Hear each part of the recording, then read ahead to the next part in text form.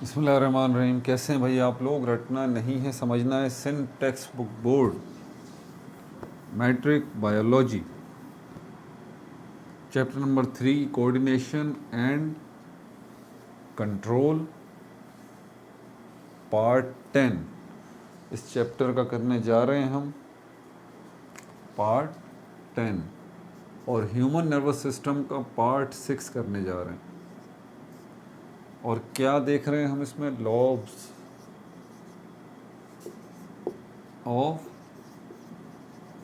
Grey matter, जिसको cortex भी कहा जाता है, ऑफ सेरिबेरम। सेरिबेरम जो आपके ब्रेन का लार्जेस्ट पार्ट है, जिसका आउटर पार्ट जो है वो ग्रे मैटर कहलाता है या कॉर्टेक्स कहलाता है, जिसके 4 एरियाज़ हैं जिनको लॉब्स हम कहते हैं। एरियाज़ या लॉब्स हम कहते हैं, उनको डिस्कस करने जा रहे हैं। कॉपी पेंसिल ले लीजिए, लेक्चर को नोट करना है और मुस्कुराते रहना है। चलते हैं आगे। क्या इन्फॉर्मेशन मैंने कलेक्ट की है?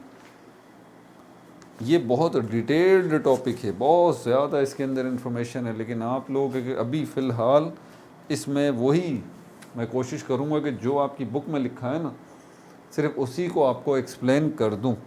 तो फ्रंटल लोब को ले लेते हैं पहले। फ्रंटल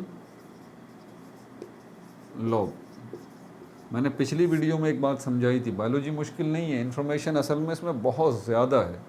इन्फॉर्मेशन को ऑर्गेनाइज करना सीखिए। जैसे कि ये फ्रंटल लॉब मैंने अभी एक टॉपिक लिया है, अब इस इन्फॉर्मेशन को जो है वो मैं ऑर्गेनाइज कराऊंगा। सबसे पहले ये है क्या? ये एरिया है, एरिया ऑफ ग्रे मैटर। आप इसको ये भी कह सकते हैं ग्रे मैटर, या एरिया ऑफ कॉर्टेक्स, या एरिया ऑफ सेरिब्रम। ठीक है, 1 आउट ऑफ 4। अब इसके फंक्शंस की तरफ चलते हैं। ये अगर बुक है आपके पास तो आपको पेज नंबर 46 पे ये बाकायदा फ्रंटल लॉब जो है वो नज़र भी आ रहा होगा।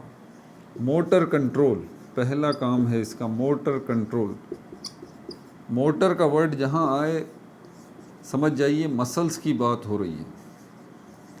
आपकी बॉडी के मसल्स को कंट्रोल करने का काम जो है वो इसका है, फ्रंटल लॉब का। मसल्स थोड़ा सा गौर करें कहाँ कहाँ पर हैं।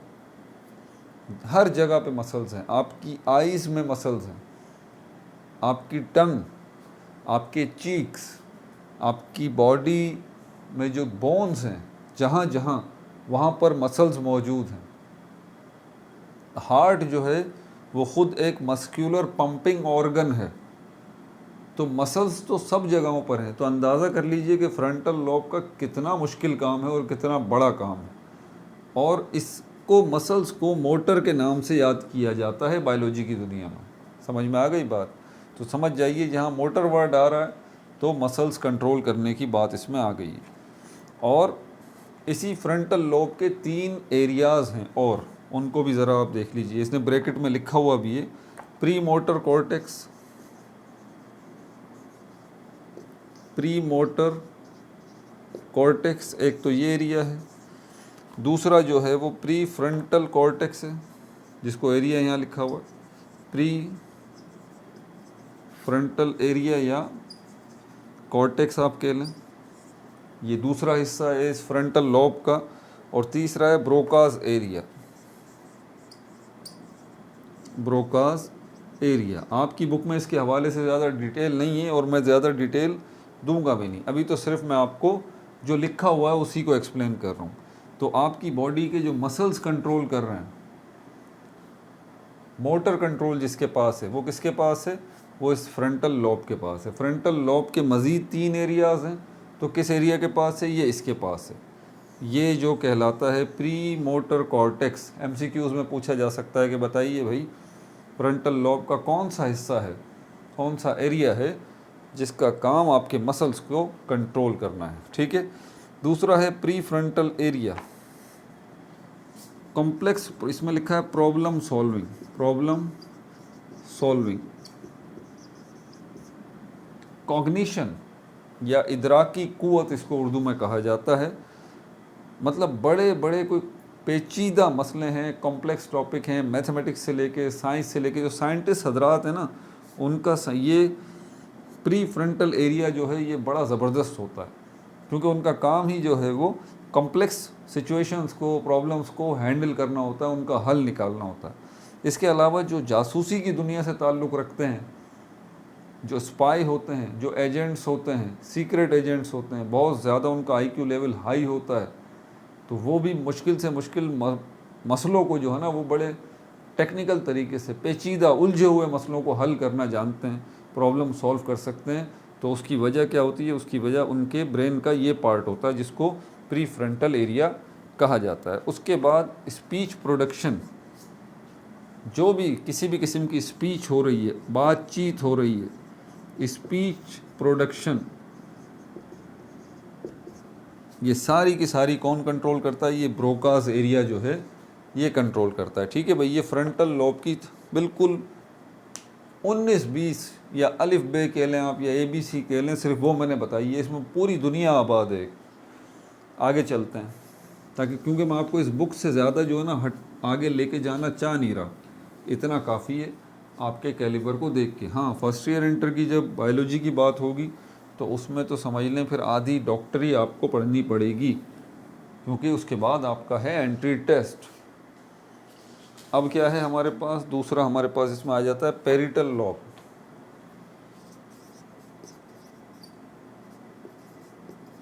पेरिटल लॉब, टच परसेप्शन, यहाँ पर लिखा हुआ है टच परसेप्शन। परसेप्शन वर्ड निकला है परसीव से, और परसीव का मतलब है महसूस कर लेना। आपको पता है आपके हवासे खमसा या सेंसेस 5 हैं, ठीक है। टच भी है इसमें, स्मेल भी है, सूंघना भी है, चखना भी है और भी है। इसको कहा जाता है सोमेटो सेंसरी कॉर्टेक्स। ये कौन सा पार्ट है? सोमेटो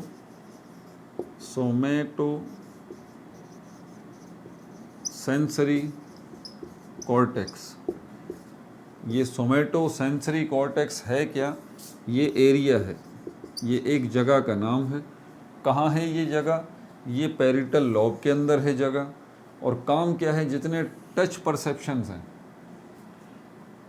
महसूस करने के, जिसमें टच का आंसर आता है, जिसमें आपकी स्किन इन्वॉल्व हो जाती है। देखें, टच का ताल्लुक जो है ना वो स्किन से। आप अपने हाथों से किसी को टच करते हैं, ऑब्जेक्ट को, ठीक है, तो आप जिस चीज़ को टच कर रहे हैं तो उससे जो आपको इन्फॉर्मेशन मिल रही है वो इन्फॉर्मेशन आपके ब्रेन में जा रही है, और ब्रेन में जाके कॉर्टेक्स या ग्रे मैटर या सेरिब्रम में जा रही है, और उसके बाद पेरिटल लॉब में जा रही है, और उसके बाद सोमेट्रो सेंसरी कॉर्टेक्स में जा रही है। ये वो हिस्सा है जो आपको बताएगा जनाब आपने किस चीज़ को छुआ है, आया वो सॉलिड है, लिक्विड है, गैस है, वो स्मूथ है या वो रफ़ है। ये सारी की सारी मालूमात आपको या कंट्रोल आपको ये पार्ट आपका देता है। इसके अलावा इसका एक दूसरा बड़ा ज़बरदस्त काम बॉडी ओरिएंटेशन का है। बॉडी ओरिएंटेशन, ओरिएंटेशन का मतलब होता है रुख, डायरेक्शन। ओरिएंटेशन का क्या मतलब है? रुख या डायरेक्शन। तो आपकी बॉडी की ओरिएंटेशन, आपकी बॉडी का रुख जो है वो कैसा है कैसा नहीं है, उसके पीछे ये जो है वो पेरिटल लॉब रेस्पॉन्सिबल है। मिसाल के तौर पर कुछ लोग थोड़ा सा झुक के चलते हैं, कुछ लोग स्ट्रेट चलते हैं, कुछ जो है एक पाँव पे ज़्यादा ज़ोर दे के चलते हैं, स्लो ज़ोर दे के चलते हैं। तो मुख्तलिफ़ लोगों के चलने का अंदाज़ जो है ना वो मुख्तलिफ होता है, जिसको हम उनकी बॉडी ओरिएंटेशन कहते हैं, ठीक है। तो इसके ज़िम्मेदार कौन है? इसका ज़िम्मेदार आपकी बॉडी का कौन, आपके ब्रेन का कौन सा पार्ट है? ये पेरिटल लॉब है, जिसको हम कहते हैं बॉडी ओरिएंटेशन। और दूसरा है सेंसरी डिस्क्रिमिनेशन, ये भी साथ लिखा हुआ है, सेंसरी डिस्क्रिमिनेशन। डिस्क्रिमिनेशन वर्ड का मतलब क्या है? डिस्क्रिमिनेट करना, इम्तियाज़ बरतना, फ़र्क करना, इम्तियाज़ी सलूक करना। जैसे कि आपके स्टूडेंट हैं, आप टीचर हैं और आपके बच्चे जो है वो, उनमें से कुछ बच्चों को आप ट्यूशन पढ़ाते हैं, तो आपको डिस्क्रिमिनेशन नहीं करना चाहिए, इम्तियाज़ नहीं करना चाहिए कि भाई ये बच्चे हैं मैं इनको ट्यूशन पढ़ाता हूँ तो चलो इसको इनका ज़्यादा ख्याल रखूँ, और जो बच्चों को मैं ट्यूशन नहीं पढ़ाता इनका मैं इतना ख्याल ना रखूँ। दिस इज़ कॉल्ड डिस्क्रिमिनेशन, इम्तियाज़ करना, फ़र्क करना। यहाँ पर इसका मतलब ये नहीं है। सेंसरी डिस्क्रिमिनेशन का मतलब ये है कि सारी मालूमात जो कि आपके सेंसेस डिटेक्ट करते हैं, 5 सेंसेस जो हैं, देखना, सूंघना, चखना, महसूस करना, बोलना, ये सारी की सारी, ये कौन जो है वो आगे पहुंचा रहा है, इसका मतलब यहाँ पर ये है एक्यूरेटली अंडरस्टैंड करना। सेंसरी डिस्क्रिमिनेशन का मतलब है एक्यूरेटली अंडरस्टैंड करना उस चीज़ को जिसके बारे में मालूमात आपको मिल रही है आपके सेंसेस की मदद से। आपके कान किसी चीज़ के हवाले से आपको मालूमात दे रहे हैं, तो ऐसा ना हो कि आप रोड पे से जा रहे हैं और गाड़ी की आवाज़ आ रही हो और आप जो है समझें कि अम्मी बुला रही हैं, तो आप ध्यान ही ना दें, ठीक है यार अम्मी बुला रही हैं बाद में जाएंगे, वो अम्मी की आवाज़ नहीं है भाई, वो गाड़ी की आवाज़ है। सॉरी, ये मैं थोड़ा गलत मिसाल दे गया, सॉरी, लेकिन समझाने के लिए आपको कहा है। तो जो आपको सेंसेस डिस्क्रिमिनेशन, जो आपको इन्फॉर्मेशन आपके सेंसेस दे रहे हैं, क्या आप उसको वाकई सही तरीके से इंटरप्रेट भी कर रहे हैं, उसको समझ भी रहे हैं एक्यूरेटली? ये जो काम कर रहा है वो आपकी बॉडी का कौन सा काम कर रहा है? पैरिटल लोब कर रहा है। 3 चीज़ें मैंने बता दी, टच परसेप्शन है, आपके बॉडी ओरिएंटेशन है, और सेंसरी डिस्क्रिमिनेशन वर्ड को भी मैंने आपको बता दिया है। अब चलते हैं आगे, और कौन सा पार्ट है आपकी बॉडी का? ऑक्सीपिटल लोब, इसको भी देख लेते हैं।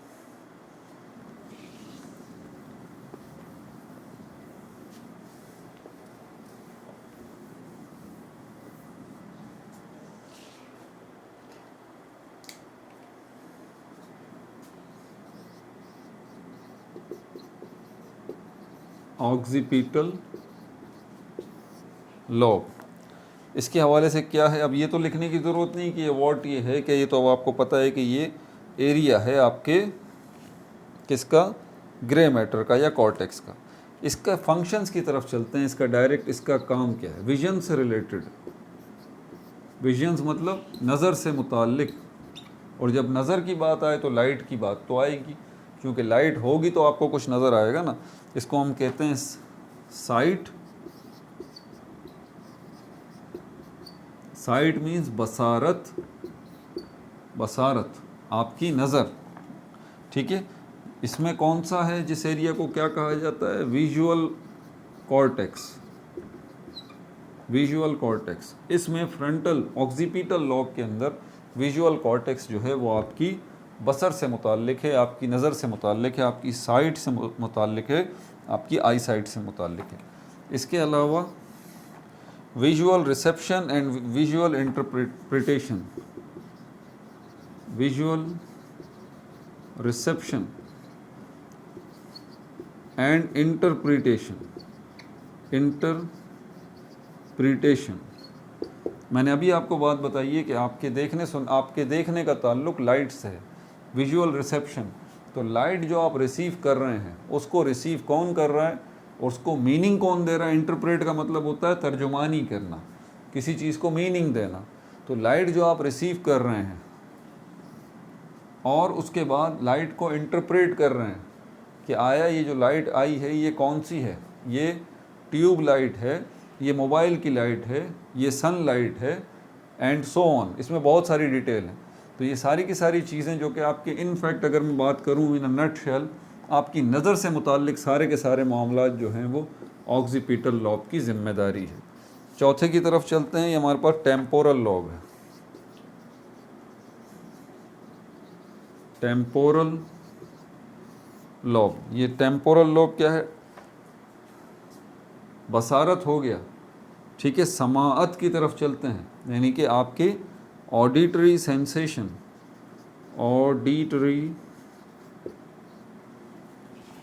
ऑडिटरी प्रोसेसिंग, यानी कि हियरिंग, यानी कि हियरिंग, आपके सुनने से मुतालिक जो सारे मामलात हैं वो किसके पास हैं, इस टेम्पोरल लॉब के पास हैं। ठीक है, इसके अलावा लैंग्वेज कॉम्प्रिहेंशन, किसी की ज़बान को समझना। लैंग्वेज कॉम्प्रिहेंशन, कॉम्प्रिहेंशन का मतलब होता है समझना, ज़बान का समझना।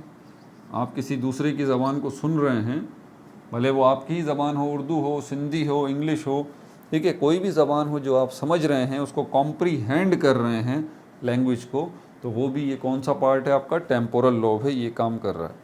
और ये जो लैंग्वेज कॉम्प्रिहेंशन है, इसमें कौन सा एरिया है इस टेम्पोरल लॉब के अंदर, एमसीक्यूज़ में आ सकता है, ये है वर्निक्स एरिया। WERNICK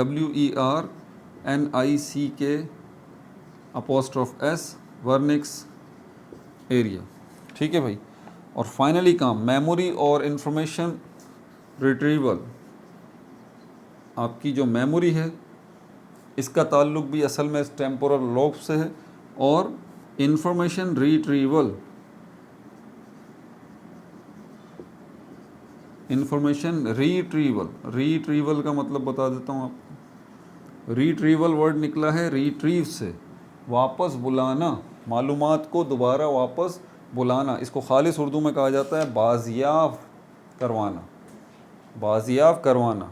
उर्दू मुश्किल लग रही है तो ये समझ लीजिए, इंफॉर्मेशन रिट्रीवल करना। आपके जहन में बहुत सारी मालूमात हैं, आप एक जगह पे खड़े हुए स्पीच कर रहे हैं, वाह वाह वाह ज़बरदस्त स्पीच कर रहे हैं, पॉइंट्स पे पॉइंट दे रहे हैं, तो वो सारी की सारी इन्फॉर्मेशन जो आपके जहन में है वो क्या हो रही है, रिट्रीव हो रही है, इन्फॉर्मेशन रिट्रीव हो रही है। एक और वर्ड है इसके अंदर, ब्रेन स्टेम में, इसको भी ज़रा एक्सप्लेन कर दूँ साथ ही साथ। ब्रेन स्टेम, ये पता नहीं क्या है, इससे परेशान होने की बात नहीं है। कलेक्टिवली 3 चीज़ें हैं, पोन्स है प्लस मिड ब्रेन है